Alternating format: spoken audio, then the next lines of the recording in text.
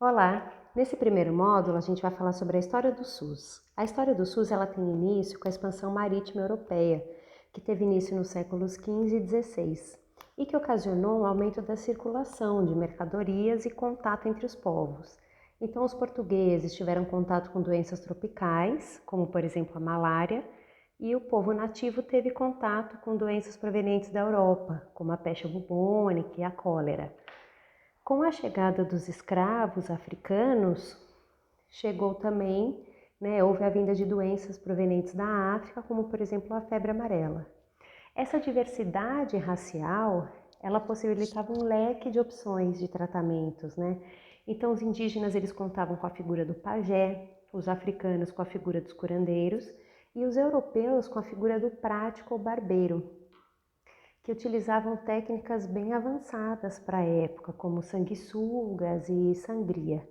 Também proveniente da Europa, os jesuítas trouxeram uma prática médica que nós infelizmente estamos tendo contato agora, que é do isolamento social para o tratamento de doentes. Então, a gente vê que a história é cíclica, nem sempre para o bem, Em meados do século XVII, ocorreu uma profunda crise por doenças transmissíveis. Então, o que aconteceu? A gente teve uma epidemia de sarampo, que é um fato que infelizmente também está atual, aqui no Brasil e no mundo, pela falta de vacinação, mas a gente vai falar disso no módulo 4, não vou me adiantar. Então, nessa época do século XVII, por conta dessas doenças transmissíveis, os navios estrangeiros eles passaram a evitar os portos brasileiros. Então, as primeiras ações de saúde pública foram no sentido de controlar esses doentes, e acompanhar e controlar doenças, com prática da quarentena. Essa transferência da família real em 1808, ela coincidiu com um avanço muito grande da ciência, com o estudo da anatomia e com a descoberta do microscópio.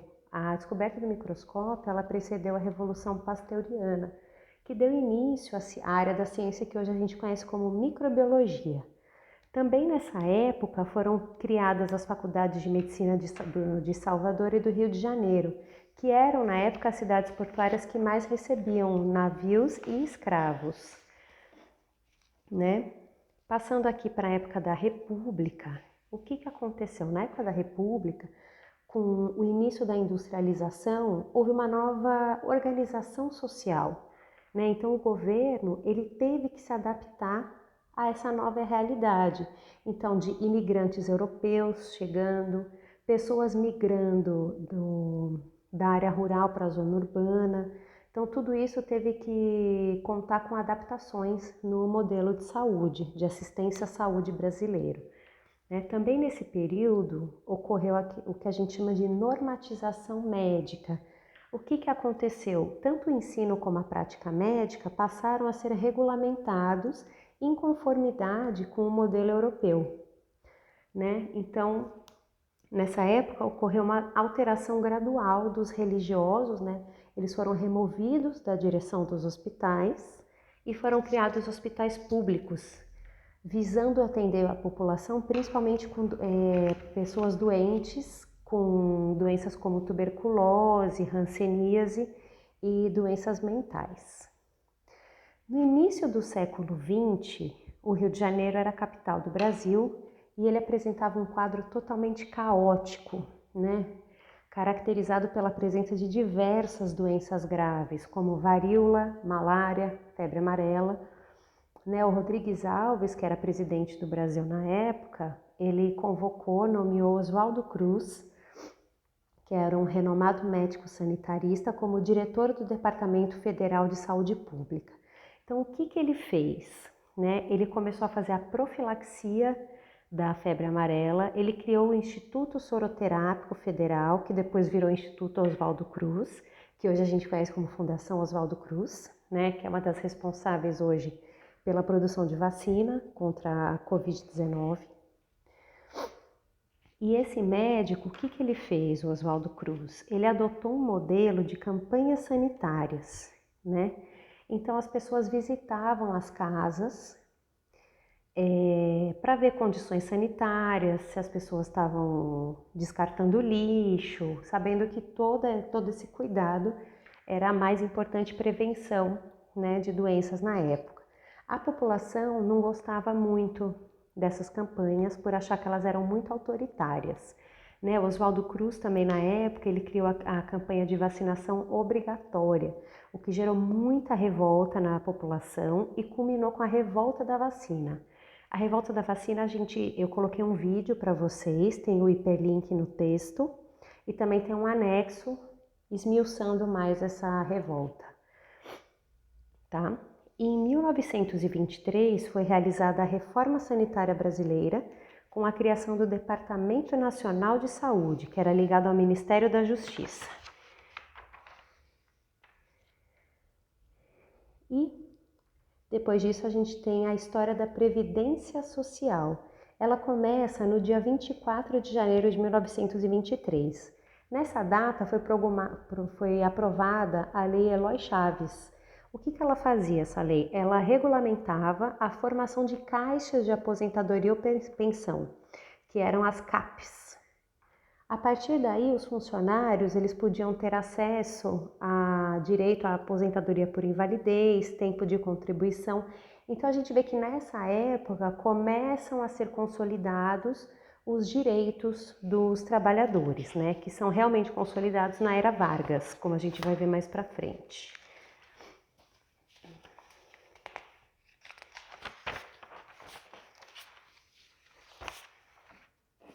Aqui, vamos para a era Vargas, então. Nos anos 30, as CAPs elas foram transformadas nos Institutos de Aposentadorias e Pensões, as IAPs. E o que eles fizeram nessa época? Eles escolheram algumas categorias profissionais, como marinheiros, bancários, comerciários, e aí eles passaram a ter direito, né, a essa aposentadoria e a pensão.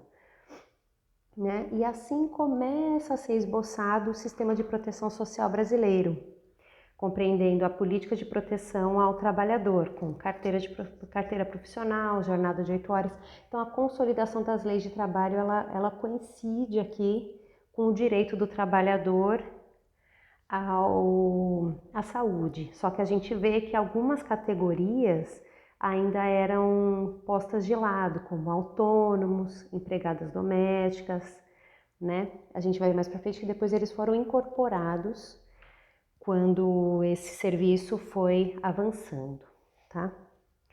Então, na era Vargas, essas ações de saúde coletiva, elas chegam ao auge do sanitarismo campanhista, né? Então, o Departamento Nacional de Saúde, ele é reestruturado e dinamizado. Em 1942 é criado o Serviço Especial de Saúde Pública, né? E a gente vê que nessa época começam as unidades básicas de saúde, que eles chamavam de centros de saúde e postos rurais, em várias regiões, como os estados de Minas Gerais e Espírito Santo, que contrataram sanitaristas em tempo integral, equipe com laboratoristas, médicos e visitadores. Né? Esse órgão ele foi importante na introdução dos conceitos de desenvolvimento, participação da comunidade e educação de grupos.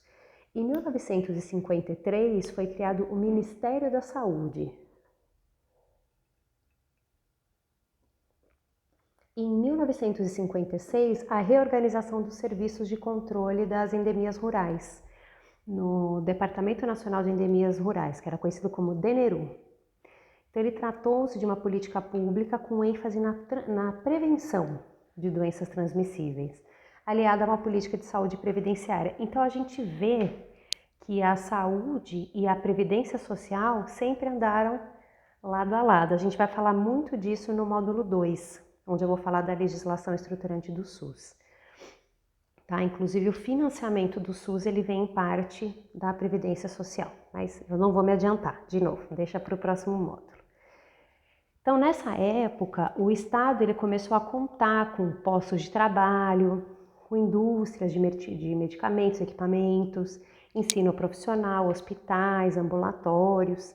Né? Também nesse período, houve um grande avanço da industrialização do Brasil. Então, o Brasil ele tinha uma massa de operários que tinham que ter acesso à saúde, né? Foi nessa época que surgiram os primeiros convênios médicos. E esses convênios médicos, eles eram caros, né? Mas eles vieram para suprir essa demanda que a saúde pública, infelizmente, não conseguia dar conta. Então, era uma assistência cara e ela era o que a gente chama de hospitalocêntrica, né? Então, a saúde ela se resume ao hospital, tá? Em 1960 foi promulgada a Lei Orgânica da Previdência Social. O que essa lei fez? Ela padronizou o rol de serviços de saúde a que todos os segurados teriam direito, independente do instituto. Ela também buscou unificar o regime geral de previdência social e abranger todos os trabalhadores sujeitos à CLT. Entretanto, os trabalhadores rurais ainda não estavam incluídos, trabalhadores domésticos e servidores públicos. Somente após a promulgação de uma nova lei que foi criado o Fundo de Assistência ao Trabalhador Rural, e dessa forma os trabalhadores rurais foram incorporados ao sistema. Em 1966 foi criado o Instituto Nacional de Previdência Social, INPS, onde novas categorias profissionais foram incorporadas, como empregadas domésticas, trabalhadores autônomos. E o que aconteceu? Passaram a ser integrados muitos trabalhadores. Então houve uma superlotação de hospitais. Isso gerou uma grande insatisfação, porque algumas doenças que já estavam erradicadas voltaram, doenças controladas reapareceram em surtos epidêmicos, houve aumento da pobreza e o saneamento e as habitações populares ficaram em segundo plano, né? Na década de 70, houve reivindicação popular e já havia um anseio pela universalização da saúde pública, né? Foi nessa época que foi criado o INAMPS, que era bem conhecido, né? Que era um órgão que passou a coordenar todas as ações de saúde no nível médico-assistencial da Previdência Social. Também houve a Conferência Internacional de Assistência Primária à Saúde, realizada em 1978, que, entre outros temas, tratava de participação comunitária, oposição à privatização, cooperação entre diferentes setores da sociedade. Então, esses propositores da reforma, eles reivindicavam a universalização do direito à saúde, né? Com o advento da redemocratização, o fim da ditadura militar, a saúde ela passou a ser encarada de uma forma mais abrangente, né? De um jeito que a gente enxerga até hoje. Então, saúde não é só acesso a tratamento, ela também incorpora lazer, educação, moradia, meio ambiente, renda, trabalho. Ela é uma gama de coisas, né? É muito importante a gente ter essa visão. Eu vou falar disso no módulo 2 também. E nesse contexto foi realizada a 7ª Conferência Nacional de Saúde, que apresentou, entre outras propostas, a reformulação da política de saúde e a formulação do Programa Nacional de Serviços Básicos de Saúde, conhecido como PREVSaúde, que era o quê? Uma proposta de extensão nacional do Programa de Interiorização das Ações de Saúde e Saneamento.